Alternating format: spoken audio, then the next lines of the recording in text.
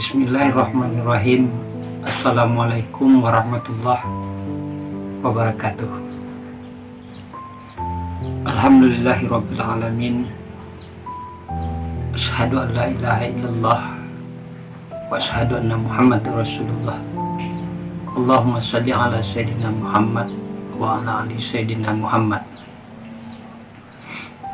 Pada pertemuan kita kali ini, kita akan membahas tentang bahaya pengaruh nafsu di dalam diri kita. Ada ringkasnya saja kita ceritakan. Ada dua macam nafsu. Sebenarnya dia tiga, tapi yang berbahaya dua macam. Yang pertama amarah, dan yang kedua lawamah,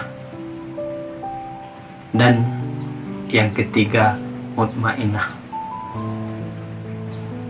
Jadi kita coba menerangkan satu persatu, mudah-mudahan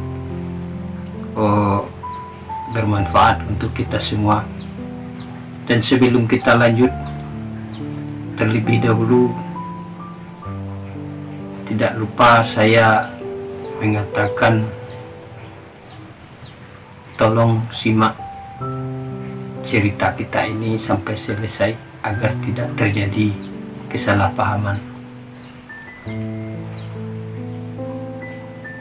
Langsung kita kepada tingkatan nafsu yang pertama, yang akan menjerumuskan kita ke lembah kehinaan dan kesengsaraan. Mungkin di dunia kita benar, kita hebat, tapi nanti di hadapan Allah akan kita pertanggungjawabkan semua yang kita lakukan di muka bumi ini. Semuanya itu dipengaruhi oleh nafsu-nafsu yang ada di dalam diri kita ini.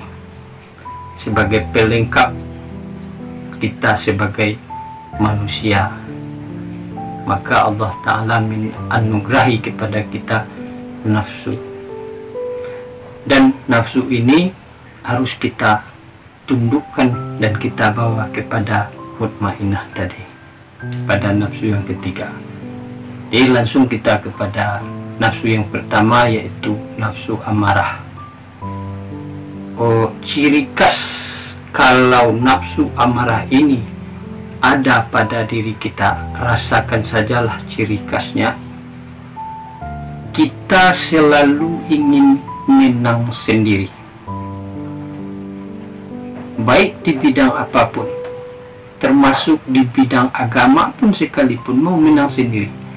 Bukan tidak mungkin orang yang dikendalikan oleh nafsu amarah ini tidak rajin beribadah.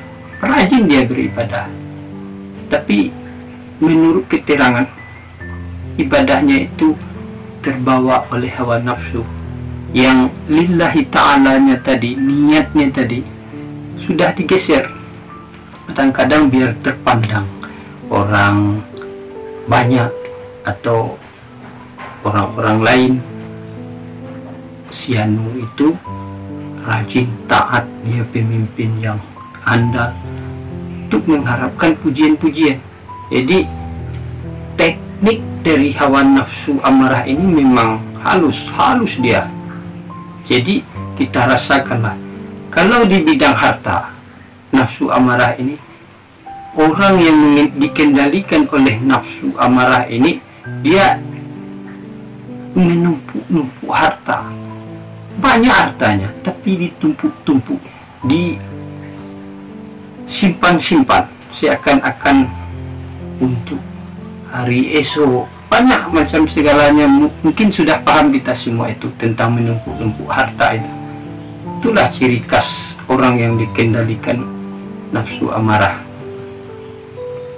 Kalau tidak hati-hati kita untuk menyikapi itu, kita akan larut sampai nanti kepada ajal kita, dan kita sengsara nanti di akhirat kelak.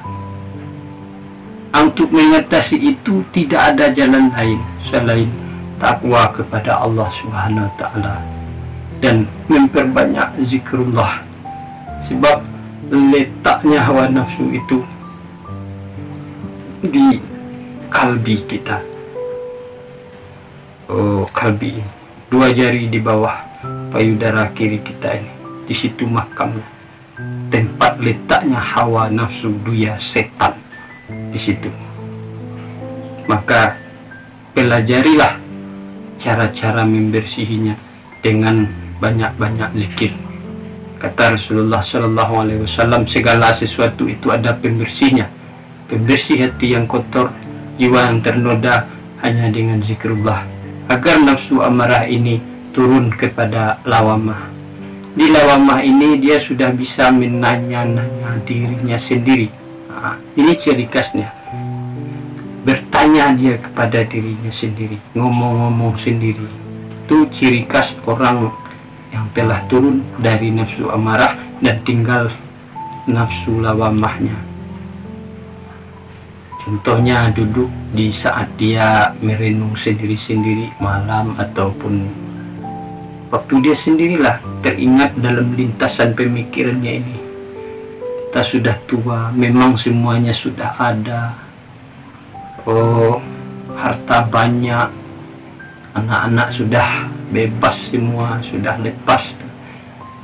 Apa yang akan saya cari lagi ini? Sebentar lagi akan masuk ke liang kubur saya lagi. Tapi dia nggak mau melaksanakan. Kadang-kadang masih banyak cemooh-cemooh dalam diri orang itu, karena dia sudah di dunia ini pun dia sudah banyak berhasil.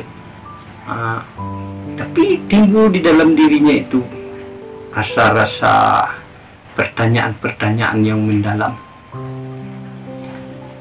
Tapi sudah mulai beranjak juga dia kepada kebaikan nafsu.